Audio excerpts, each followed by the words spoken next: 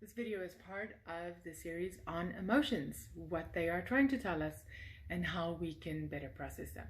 The first one I'm just going to jump into is hopelessness, mainly because it comes up in my own life a lot, because it comes up in my family when I work with my family, and I have seemed to find it in a lot of my clients.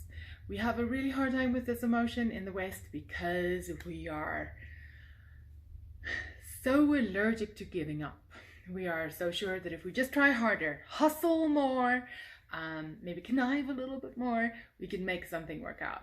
Hopelessness says, look, everybody said the Titanic is not going to sink, but it's going down.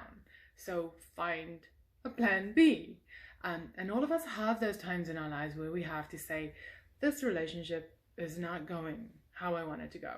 Or even though this job promised so much and it was the dream job and everything was wonderful about it, now it is hopeless that this will have any of the rewards I was hoping for.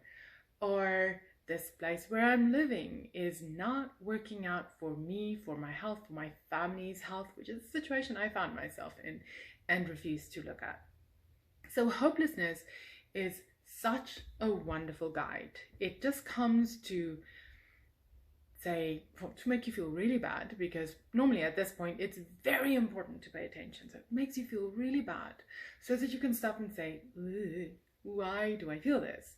And then say, well, I feel hopeless. And then you have to see, is this just something that was triggered? Is this my narrative? Nothing ever works out for me. So there is that part. But normally it has to do with something that's going on. What is hopeless? Is it hopeless that I'm going to reach my goal the way I'm going? Maybe this way that I'm speaking to my child is hopeless in my attempt to get them to cooperate with me. So it's not my child that's hopeless. It's my way of speaking to my child that's hopeless. It just wants us to reevaluate. So reevaluate, what is hopelessness saying? Then adjust and take that action.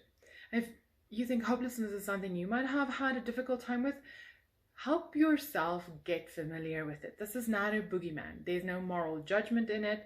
There's no inferiority in experiencing hopelessness. Hopelessness comes to all of us to guide us into a new direction so that we can move the resources we are putting into a hopeless endeavor. So we can take those resources and move it towards something that's more important or more worth our while.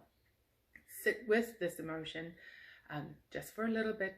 Determine where you feel it in your body and what might it be saying to you.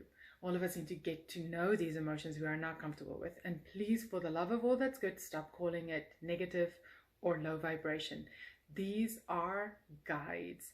They guide us from a path that's not working to a path that will work better if we know how to work with them.